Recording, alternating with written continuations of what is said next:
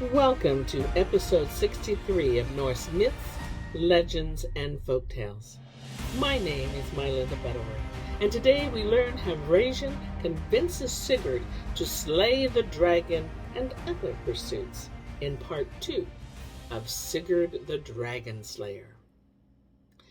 An old gray-bearded man with one eye came to Sigurd, who knew not that he was Odin, and he chose for the lad a steed, which was Sleipnir's race.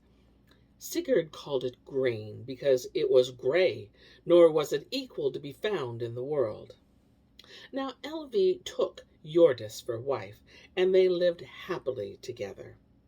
Then a day came when Regin, perceiving that the lad grew to manhood, strength, and wisdom while he was yet young, bethought to tell him of the treasure over which the dragoner Fafnir kept constant guard. He urged Sigurd to slay the monster. I am scarce more than a child yet," Sigurd said. "Why dost thou urge me to do this mighty deed?" Then Regin told the story of the treasure, and how Loki had taken it from the dwarf Andvari, how it was given to his own sire, whom his brother Fafnir slew, so that he might have all the gold for himself. Sigurd heard him in silence, and when Regin said, "If thou shalt go forth to slay Fafnir, I shall forge a mighty sword for thee."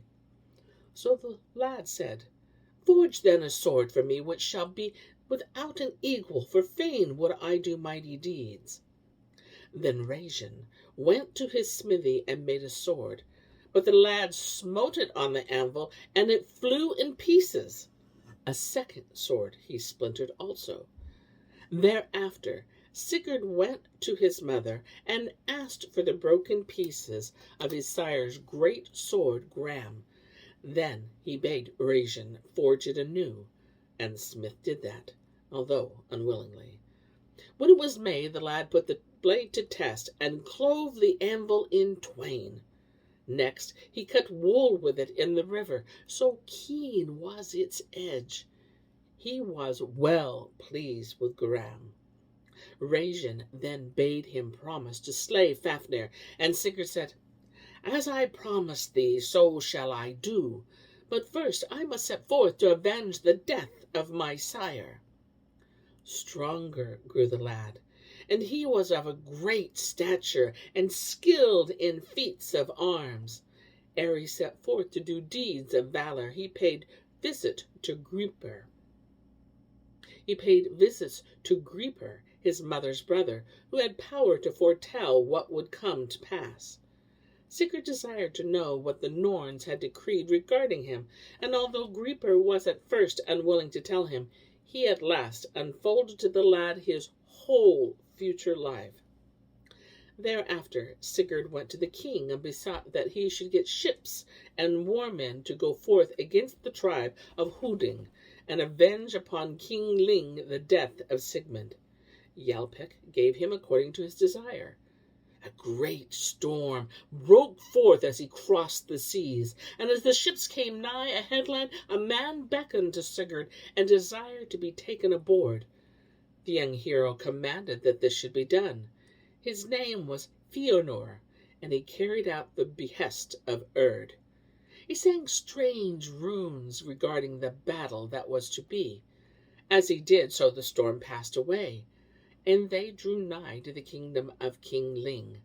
Then Fafnir vanished. Sigurd laid waste the country, and tidings were borne to King Ling that fierce foemen had invaded the kingdom. A great army was collected to oppose them, but Sigurd was given victory, and he slew Ling, and thus avenged his sire's death.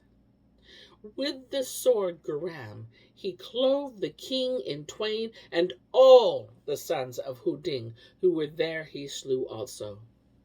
So did Sigurd achieve great renown, and with the treasure he had captured he returned unto Hjalpek. Ere long Regin spake to him in secret, calling to mind his promise to slay the dragon Fafnir. "As I have promised," Sigurd said, "so shall I do." Regin went forth towards the glittering heath with the young hero, whom he counselled to make a pit, so that he might slay the dragon from beneath when it came out to drink. "If the dragon's blood fill up the pit, how will it fare with me?" Sigurd exclaimed.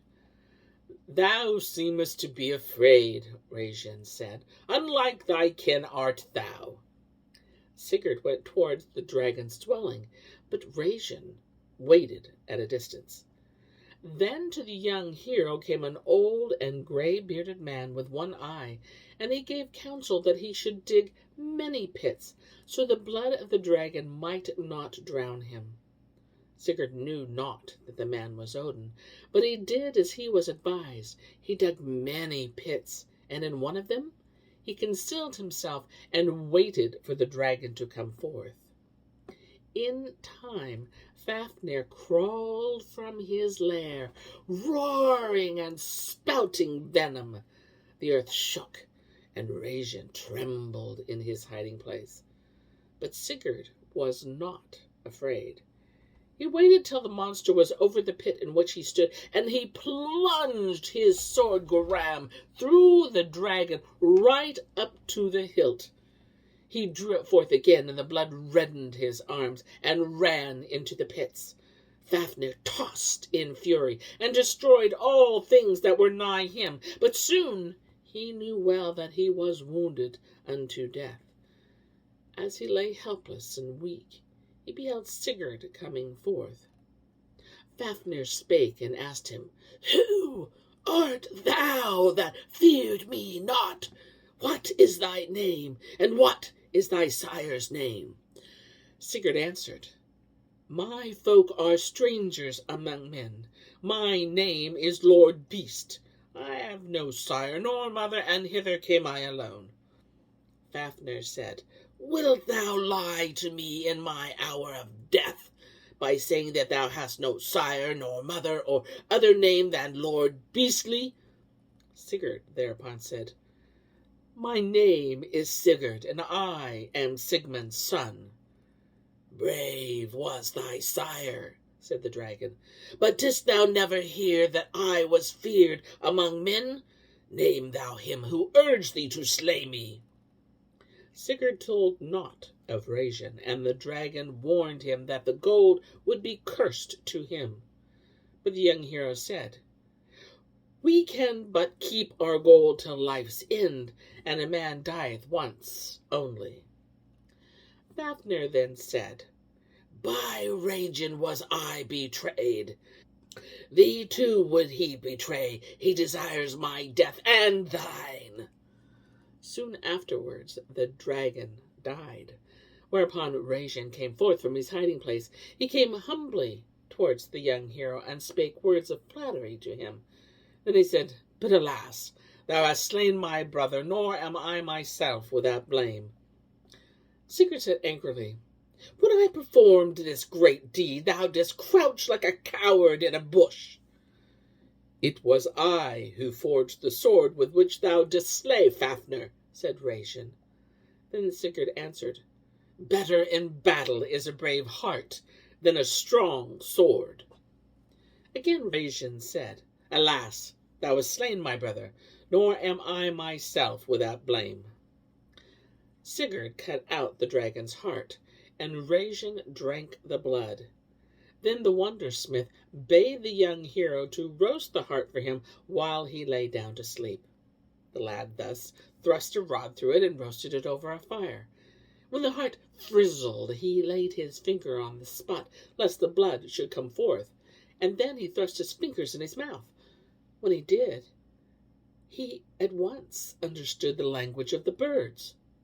One bird sang, "Why dost thou sit roasting the dragon's heart for another, when thou shouldest eat it thyself, and obtain great wisdom?" Another sang, "Regin lies there with purpose in his heart to betray Sigurd." A third sang, "Sigurd should slay Regin, and possess all the treasures for himself." The first bird sang, "Regin hath drunk of the dragon's blood, and will become a wolf. Sigurd would be wise if he thought of his own safety. He who hath a wolf's ears will soon have the teeth of a wolf." Another bird sang, Sigurd will be wise, then do I deem him to be, if he spares the man who desired his own brother's death. Sigurd leapt up. The day hath not come when Regin shall slay me, he said, and at once cut off the head of the wondersmith.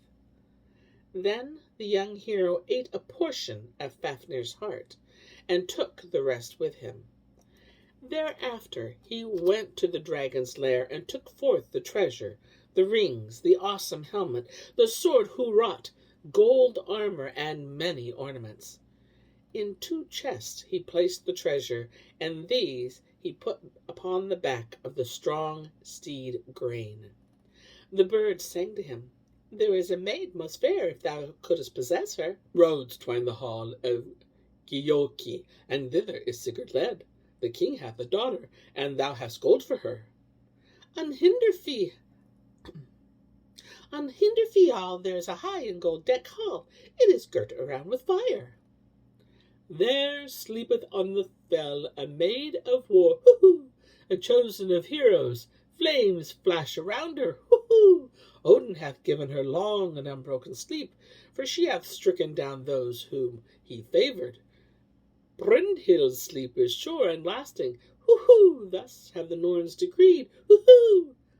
So Sigurd rode on, and the birds sang to him, and he heard with wonder. Nor rested he on the green girt way until he came to Hinderfial, where Brynhild lay wrapped in a magic sleep. And here is where I end my tale for today. But I'll be back with more tales, many more tales. Until then, my friends, enjoy the journey.